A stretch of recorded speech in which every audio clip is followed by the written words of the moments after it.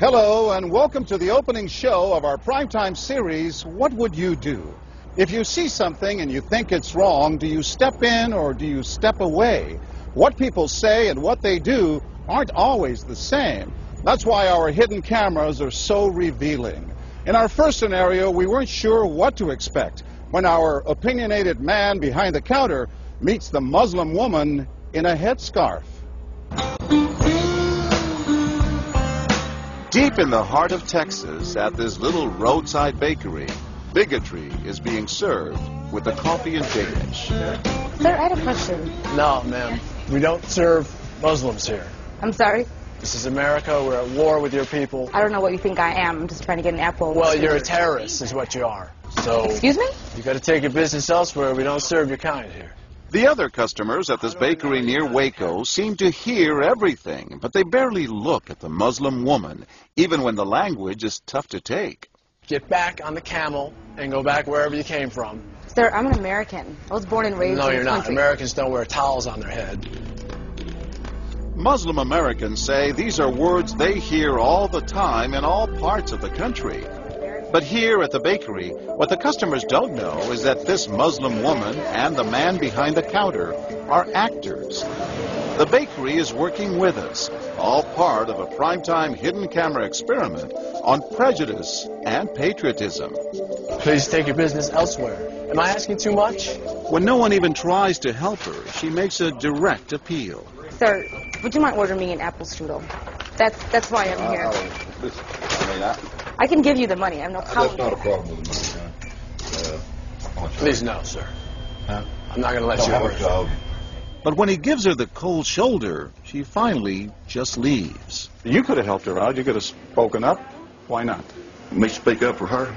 Well, if he would try to do some harm to her or something, then I would have. Well, why not try to set him straight? I really think that a person that owns his own business should be able to say who they sell to. She's not American. Others seem to agree with our actor as to who's an American and who's not. Is it all based on the way we look? I'm an American citizen. I just would like an apple strudel, please. Well, I'm sorry. Then why don't you dress like an American? You're so American. This is for religious purposes, sir, and I don't think you have any right to say anything. So I'm religious. I don't wear, Halloween costumes around. I mean, am I wrong here, sir? Not me. I run my business the way I want to run. That's right. Don't put them in here without shoes and skirt on. This customer is adamant that the man behind the counter is doing the right thing. I'm ready for you. But the fact is, it's against the law to deny service to someone based on their race or religion. My name is John Quinones, and I'm with ABC News. What did you think of what you heard here? I didn't hear anything racist. He told her he wouldn't serve her. Well, he can say he wouldn't serve you if you come in here barefooted without a shirt on. But she wasn't barefoot or without a shirt on. Well, she wasn't dressed right. What do you mean? If I was running a place, I'd do the same thing. You wouldn't let Muslims shop at your store? I sure wouldn't. We never expected customers to be so candid. How do I know you don't have a bomb in there? Watch what happens this time when, once again, our Muslim woman is denied service This is not right. and again leaves. I mean, we reserve the right to not serve. That's right. Certain kind. That's right. That's, I appreciate seeing that. I think that's the first time I've ever seen that. He not only commends the man behind the counter for his discriminatory behavior, but he gives him the thumbs up, not once, but twice, Good job. All right. as he leaves. Sir, can I talk to you, sir, for a second? But when I approach, Sir, we're with ABC News. there is no thumbs up for me. We staged a little experiment in there to see how people would react to that kind of attitude. You're not an American. I am an American. That man took it a bit farther, telling me I'm not an American. He was threatened. Jack DeVideo is a social psychologist at Yale University. So when we as Americans feel threatened from the outside, we're going to define ourselves in very rigid fashions. Either you're with me, and if you're not really one of me, then you must be somebody else who's against me. The young woman in our experiment is an actor, but for this woman, discrimination is all too real. Nahaya Javed helped us design our experiment. Although born in Chicago, she says she's constantly characterized by fellow Americans as the enemy. They always start off with, you're a terrorist, Osama lover, towel head, camel jockey, on and on. While attending college in Texas, she says she continually suffered verbal abuse and has even been physically attacked just because she's Muslim. They assume I'm not from here, and if I tell them I'm American, they're like, no, you're not. Just because you were born here doesn't make you American. And I'm like, so what makes you American? It's a daily battle. Mm-hmm. And I don't feel like living in America, I should have to fight this battle. Meanwhile, back at the bakery, our actor is at it again. But how do I know you're not a terrorist? Terrorists look like you. But this time the customers are sympathizing with the Muslim woman. Right, I know, but can you blame me? Yeah, I can't blame you, actually. Why? What's the problem? All right, we'll get out of here. You need to go yourself, actually, what you need to do. Okay, sir. I'm a good American, all right? We're at war with these people. My dad's a veteran. Go yourself. So is mine. And he's not the only one who walks out in anger. You need to stop segregating against people. It's wrong. Excuse me? She's an American. No, like you're a bad American.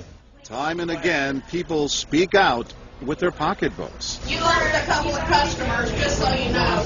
But look what happens when this man threatens to leave. You're not a good American, sir. I believe I am a good American.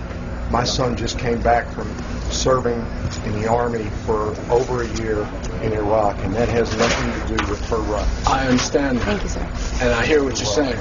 But I can't believe you would be so discriminatory. I'm deeply offended by that. I'm sorry to offend you, sir, but I've got to live with myself. Seething, the man vows to fight back. I will let people know this. I've stopped here every time I've come by this place, and I'll never stop here again. Why did folks get so upset? They saw an injustice. It's justice that binds us together. It's justice that makes us a society. Any threat to that kind of sense of justice and fairness undermines the entire system. You're really not going to serve her because No. she's right? No, I'm not. Perhaps that's why more customers are outraged by our actor's hateful behavior than approve of it. You're not dressed like an American. But no one is more persistent than these two young women who can't believe what they're hearing. Take your jihad, take it back out to the parking lot. Excuse me? I mean, I got to protect my customers, okay? You're really offensive and disgusting. Well, I'm sorry. I'm just trying to protect you here. Thank because you. You're don't know sick. what's going on. Like that doesn't mean anything. This is a different How do you know? culture.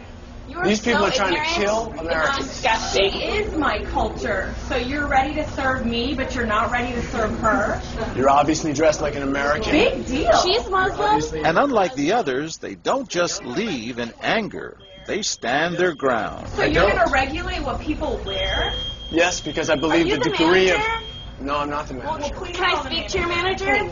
I'm John Quinones with ABC News. It's only when we catch up with our heroines that they finally let their guards down. I'm with my friend who's, Muslim, and it's, I've just seen how people treat them differently. And it really hurts me. Just watching them stand up for what they believe in touches Professor DeVideo. In a way, they defended America, and I was impressed by that, because they wanted this to be a just society, a just place, a just bakery. I'm John Quinones. And remember this man whose son served in Iraq? He's also moved to tears. Every person deserves to be treated with respect and dignity. No matter how In they're every dressed. situation, no matter how they're dressed. Never have we seen reactions so polarized, from a thumbs up for prejudice to an emphatic thumbs down. Go yourself. Two different Americas, both convinced they're patriotic. At the end of the day, 13 people stood up for the Muslim woman, while 6 sided with the clerk. But the majority of the bystanders, 22, did or said absolutely nothing. That's what's most frightening to Muslims like Nahaya, who was watching our experiment. In fact, so frightening that they often avoid going out by themselves. It's really sad because I'm old enough to be able to do things by myself. I shouldn't need a chaperone all the time. But that one time that I'm alone and something bad might happen, I'd rather be safe than sorry. Hi, I'm Nahaya. It's no wonder this young woman was so moved by the people who came forward to protect a stranger who just happens to be Muslim. Thank you so much for what you did, and I wish more people would do these type of things. And I do too. It would make my life a lot easier. God go with you.